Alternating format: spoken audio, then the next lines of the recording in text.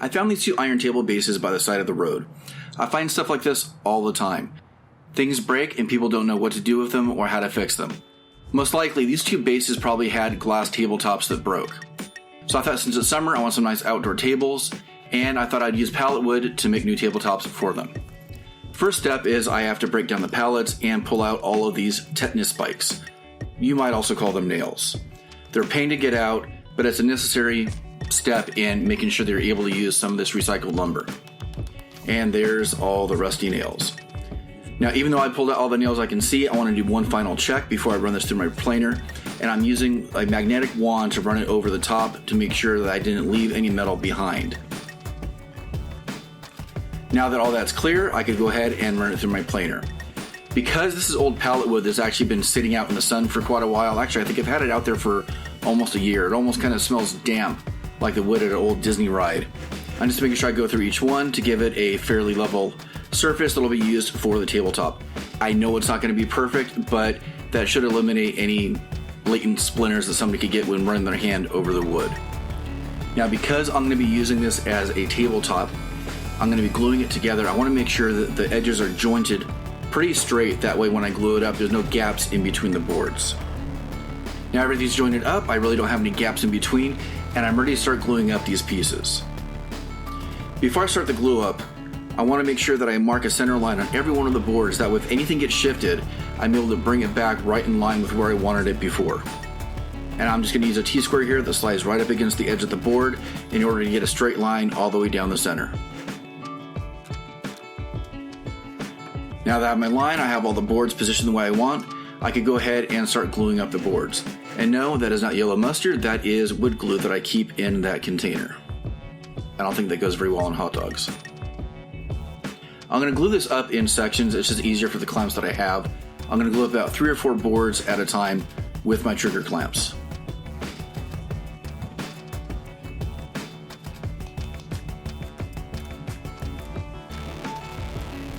With everything glued up, I'm able to take off the clamps and take a look at the work.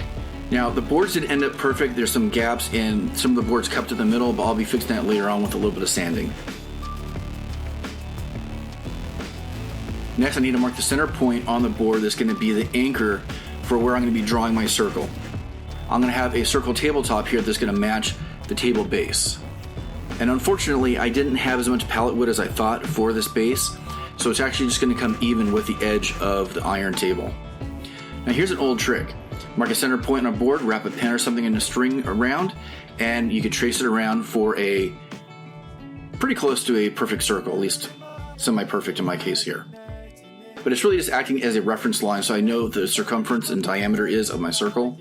And then I could attach a flat board to my circular saw, mount it to the center, and then it should be anchored pretty well to actually cut that circle with a circular saw.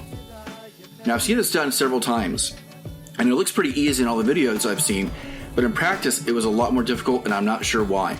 If you have any suggestions on how to do this better, please leave those in the comments below. I ended up having to jump the saw around little by little to get the cut, and it did eventually work, but it did leave a fairly rough edge.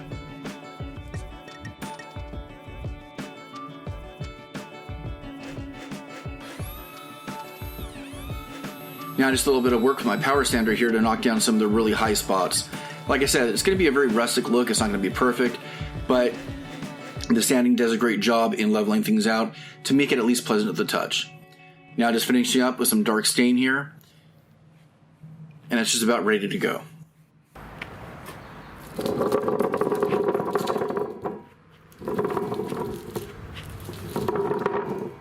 Now I didn't have enough pallet wood for this tabletop, so I'll be using 2x3 lumber in order to create the top. And I'm going to be making a fairly oversized square top, that way it's enough for probably up to 6 people to kind of sit at. The first thing I need to do is create a cross brace that's going to run over the center of the table that's going to be able to support the weight of the tabletop. Now to create this cross brace, I'm going to be creating a half lap joint so the boards can overlap and be flush with each other without creating any extra height in the structure. In order to create this half lap, I'm going to be using my miter saw, with the saw blade going only halfway down and making repeated cuts over the course of the joint. This is a really helpful technique, especially if you don't have a table saw or a dado blade and only have access to something like a miter saw. You can even do this with a circular saw as well. You can see that the joint isn't perfect, but with the construction lumber, it'll actually fit together pretty well. The cut was not completely snug, but that was actually by design. I need a little bit of wiggle room when I attach it to the table base because the table base was not actually square. And now that that's done, I need to cut out 28 different pieces that's going to make up the tabletop design that I'm making. And with all my pieces cut, I'm using pocket holes to pull together and attach all the boards. A pocket hole is usually a drill bit or specialized drill bit and device where you'll drill a pocket and then attach with a specialized screw. I like using pocket holes because it actually helps pull the wood together pretty nicely and keep it level, and I'm using the clamps to help keep everything level and square as well. I'm using about 3 pocket holes and 3 screws for every board. Because of the size of the board, I want to try to keep everything nice and level and a strong joint. They didn't end up quite as strong as I wanted, but because it's going to be sitting on a flat top supported, they should be okay.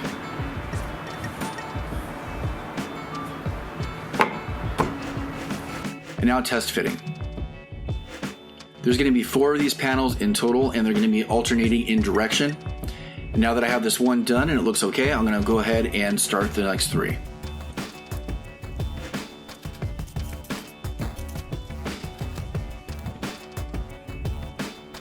And now that all the panels look good, I just need to attach my cross brace onto the table base. It's being attached with just a single screw. That tab is already existent on the table base, kind of made it easy that way. But I also like it because I can take off the tabletop just with those screws at any time. Because I don't want any visible holes from the top of the table, I'm drilling in these relief holes on the bottom of the cross brace. That way I can attach the entire tabletop from underneath. Now in the design process, I made a fatal error. The tabletop, when it's complete, is about 2 to 2.5 inches taller than a typical table, which means that if the kid was to sit at the table, their elbows would probably be up by their nose. So I need to actually cut in some reliefs on the edge of each of these boards so that it drops down within the cross brace structure of the table.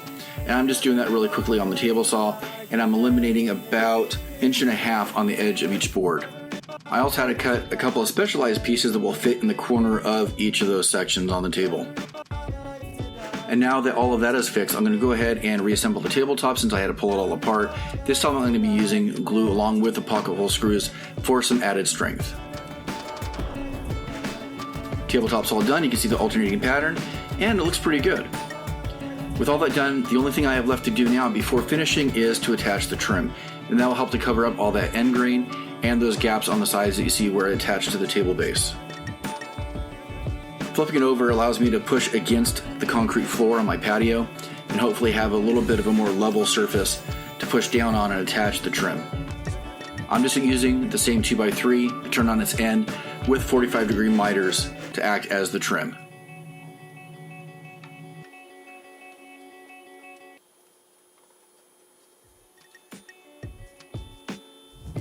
To attach the trim, I'm just screwing in from the edge of each piece through the 2x3 into the end grain. That is going to leave a pretty big hole on the side, but I'm going to actually fill that in with a dowel later on after I make sure there's no more adjustments that are needed.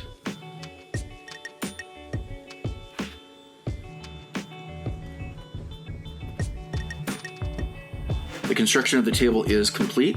The last thing I have to do is some sanding and finishing.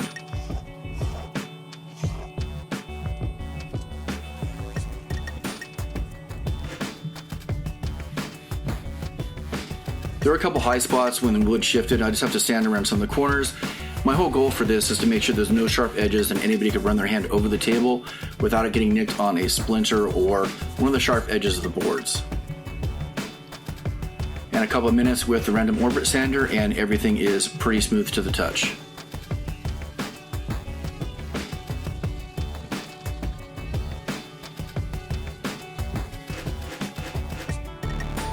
I'm finishing this tabletop off a little bit differently. I don't want as dark of a stain. I have a lighter stain that I'm applying with an old t-shirt. I like this method because you're able to take the stain and really drive it into the grain of the wood.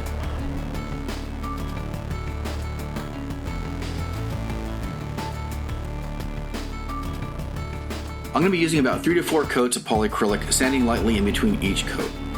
There's a lot of people that don't really like this finish because it leaves the wood with like kind of a plasticky feel. But because this is an outdoor table and I wanted to stand up to the elements, I think it's the best solution or best finish in my scenario here. And once that's dry and my last coat is done, table's about finished.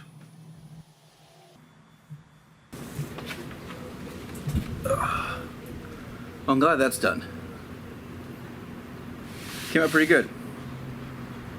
Alexa, play sexy music.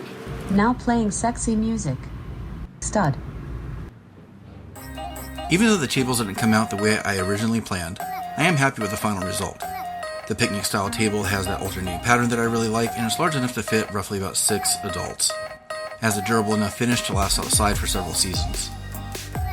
The round style bistro table, while I didn't have enough pallet wood to extend beyond the surface of the base, it did match up pretty nicely all around the edges, and I do kind of like that rustic look. I have a lot of other content on the channel you might like. Go ahead and check out my past catalog of videos. You can follow me on Instagram, Twitter, and Facebook. And if you're looking for more content around and along some of those geeky lines, I produce a podcast with 3 co-hosts, Josh Price, Mark O'Keefe, and Wes Wayne, called the Making Geeks Podcast. You can find that on your favorite podcast player. So until next time, take care and keep building.